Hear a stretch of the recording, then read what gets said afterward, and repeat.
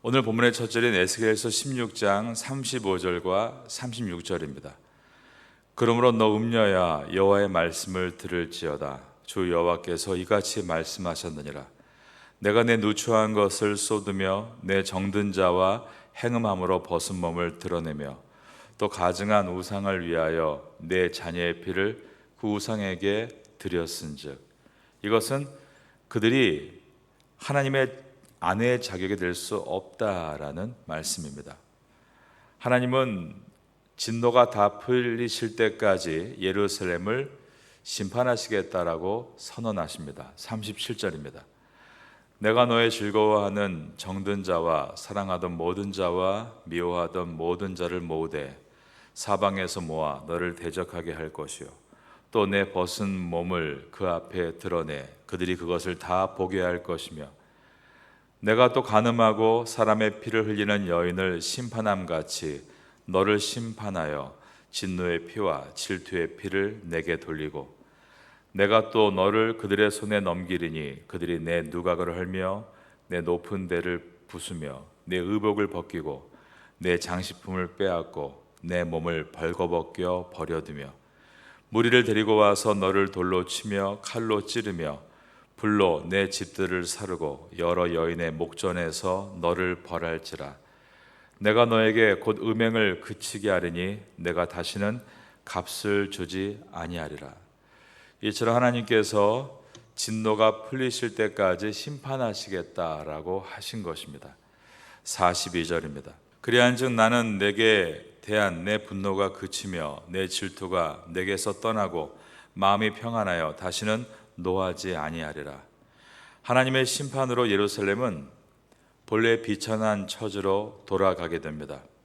하나님은 예루살렘에게 베푸신 은혜를 모두 거두셔서 예루살렘을 다시 예전의 피투성이와 같은 모습으로 만드시고 예루살렘과 음행을 했던 나라들을 사방에서 모아서 그들 앞에서 벌거벗은 몸으로 만들겠다라고 하셨습니다. 예루살렘이 자기의 벌거벗은 몸을 음행의 대상에게 보여주기를 원할 때 하나님은 오히려 완전히 벌거벗기셔서 길에 세우신 것입니다. 하나님께서 이스라엘을 이렇게 수치스럽게 드러내시는 이유는 그들의 치부를 들추시기 위해서가 아니라 그들이 결국 자신의 벌거벗음을 깨닫고 회개의 자리로 돌아오게 이끄시기 위해서였습니다. 43절을 보겠습니다. 내가 어렸을 때를 기억하지 아니하고 이 모든 일로 나를 분노하게 하였은즉 내가 내 행위대로 내 머리에 보응하리니 내가 이 음란과 내 모든 가증한 일을 다시는 행하지 아니하리라. 주 여호와의 말씀이니라. 예루살렘은 아름다움과 명성이 있었습니다. 그래서 주변의 다른 민족과 다른 귀함이 있었고 그들은 스스로 보기에도 우린 다른 민족과 다르다라는 마음을 가졌습니다.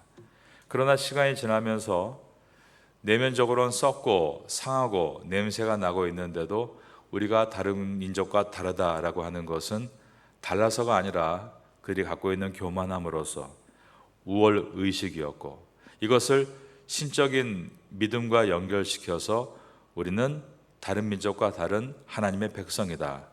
우월사상, 즉 선민사상을 가지게 됩니다.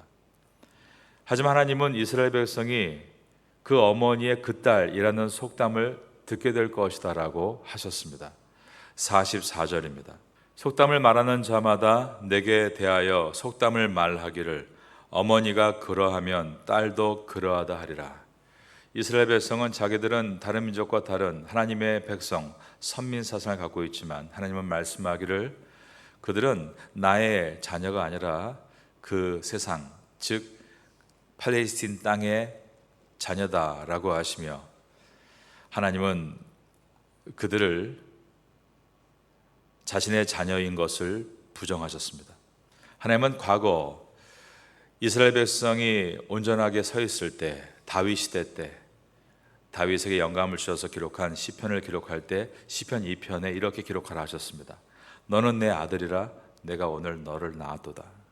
하나님은 하나님의 백성과 언약으로 맺은 관계를 가지고 내가 너를 낳았다라고 말씀하시며 그들의 부모인 것을 자청하셨습니다. 그러나 그들이 범죄하고 우상에 빠져서 세상의 권력을 의지할 때 하나님은 너는 나의 자녀가 아니다.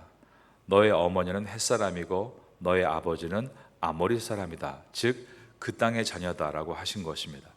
45절입니다. 너는 그 남편과 자녀를 싫어한 어머니의 딸이요 너는 그 남편과 자녀를 싫어한 형의 동생이로다. 내 어머니는 햇사람이요 내 아버지는 아모리 사람이며. 그러시면서 예루살렘에서 동편으로 서서 보면 왼쪽은 사마리아고 오른쪽은 소돔인데 주님은 사마리아를 가리켜 형이라고 하시고 소돔을 가리켜 아우라고 하시며 너희가 그들과 같은 종족일 뿐 결코 나의 자녀가 아니다라고 하셨습니다. 이 당시에 남아있던 남유다 백성들은 자신들은 저 북쪽 북이스라엘 백성들 즉 사마리아 사람들보다 의롭다라고 생각했습니다. 그리고 아래쪽에 있는 소돔 사람들은 인간 취급도 하지 않았습니다. 하지만 하나님께서는 행위로 따진다면 지금 현재 예루살렘의 현 주소는 저 위에 있는 사마리아와 아래에 있는 소돔보다 훨씬 더 타락해 있으며 그 결과 사마리아는 너에 비한다면 정말로 그 죄가 절반도 못 따라온다 라고까지 하셨습니다. 51절의 말씀입니다. 사마리아는 내 죄의 절반도 범하지 아니하였느니라. 내가 그들보다 가증한 일을 심히 행하였으므로 내 모든 가증한 행위로 내 형과 아우를 의롭게 하였느니라. 오늘 이 본문의 이야기는 사실 오늘날 우리 기독교인들이 들어야 될 말씀입니다. 우리가 예수 믿는다라고 말합니다. 세상에서도 예수 믿는다라고 말합니다. 많은 시상식장에서 상을 받으며 하나님께 영광을 돌린다라고 말합니다.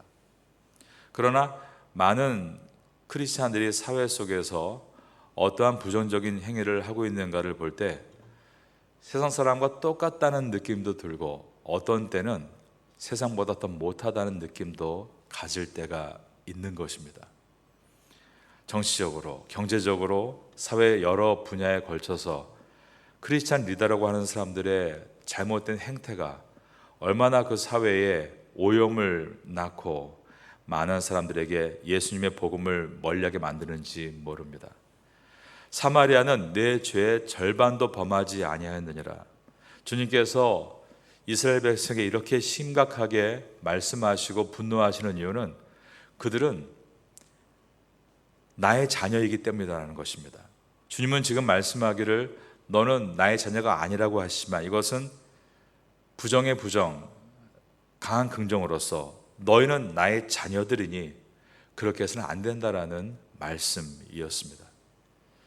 그런데 죄악된 예루살렘이 얼마나 그 죄악이 심각했는지 사마리아와 소돔이 오히려 의롭게 보일 정도라고 하신 것입니다.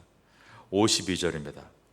내가 내 형과 아우를 유리하게 판단하였은즉 너도 내 수치를 담당할지라.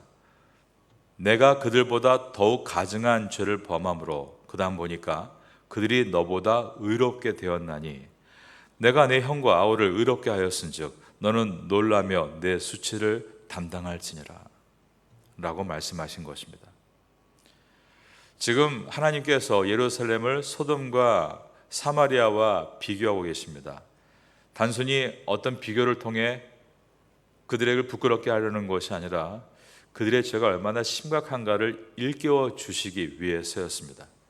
예루살렘이 발가벗겨져서 수치를 당하고 있는 모습은 오늘날 우리 크리스찬들이 이렇게 돼서는 안 된다는 것을 보여주고 있고 우리도 이스라엘과 다를 바가 없었지만 하나님께서 우리에게 십자가의 복음을 주심으로 이 모든 수치를 덮어주신 것을 기억하라는 메시지입니다. 예수님은 우리의 모든 죄를 대신 지고 십자가에 달리셨습니다. 우리가 알고 있는 것처럼 십자가를 지시기 전날 밤 전 대제사장인 안나스의 관저로, 그 다음에 현 대제사장인 가야바의 관저로, 이어서 유다 갈릴리 분봉왕이었던 헤롯의 관저로 이리저리 끌려다니며 모진 조롱을 당하셨습니다.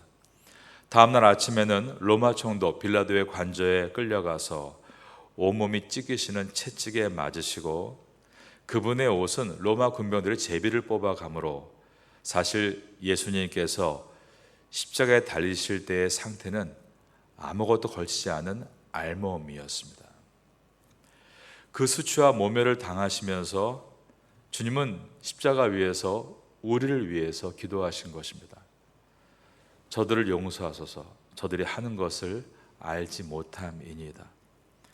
우리가 정말 이 앞에 있는 십자가에 주님의 희생과 나를 대신해서 부끄러움과 수치를 당하셨다는 것을 기억한다면 오늘 본문을 읽을 때 우리는 가슴 아파해야 됩니다. 내 안에 혹시 이러한 모습이 있는가에 대해서 돌아봐야 합니다. 내가 하나님 앞에 빛과 소금으로 부름받은 이 태국 생활 속에 혹시 나의 행동과 태도로 인해서 오늘도 예수님께서 나를 대신해 십자가 위에서 부끄러움을 당하시는 것은 아닌가 돌아볼 수 있어야 하는 것입니다. 오늘 본문 52절에서 하나님은 예루살렘에게 내가 내 형과 아우를 의롭게 하였은즉 너는 놀라며 내 수치를 담당할지니라 라고 하셨을 때 우리에게는 우리가 당할 모든 수치를 예수님께서 담당하신 것을 기억해야 합니다. 예수님께서 우리가 담당해야 될 모든 조롱과 멸시, 죄에 대한 심판을 대신 짊어지고 오늘도 우리를 이 땅에서 이렇게 살 수 있게 하셨다면 우리는 이스라엘 백성과 같이 속으로 썩어 들어가면서 우리는 하나님의 백성이다, 선민사상에 젖어 있는 모습이 아니라 무엇보다 우리의 속이 다시 아름답고 보배로운 사람으로 회복되기를 기도하고 내면이 아름답고 강건해서 외형적으로도 번듯하고 사람들에게 복음을 전할 수 있는 그런 모습으로 변할 것을 다짐해 나가야 하는 것입니다. 우리는 벌거벗겨져서 부끄러움과 수치를 당해야 될 사람들이었습니다. 그러나 예수님께서 우리 대신 벌거벗겨지시고 모든 고통과 고난을 대신 당하셨습니다. 이 은혜를 기억하고 이 태국 땅에서 그리스도 예수를 따르는 그리스도인이 되어 아름다운 우리의 내면을 만들어가면 좋겠습니다. 우리의 내면을 만들어가는 것이, 우리의 내면을 아름답게 만들어가는 것이 지금 현재 우리가 해야 될 일입니다. 우리의 내면이 아직은 완벽하지 않은 것이 우리의 현 주소입니다. 우리는 구원을 받았지만 not yet, 아직 그 구원이 완성된 것은 아닙니다. 우리는 오늘도 그러므로 그리스도의 본을 따라 걸어가는 성화의 과정을 걷습니다. 오늘 여러분의 인생 가운데 어려움이 있고 고난이 올 때 그것을 해결하려고 또 죄악을 탐하지 말고 거룩을 힘입고 그 어려움을 이겨나감으로 더욱더 굳건해지고 건강한 신앙이 되어 이 태국 땅에서 주님 영광을 위해서 쓰임받게 되기를 예수님의 이름으로 축원합니다.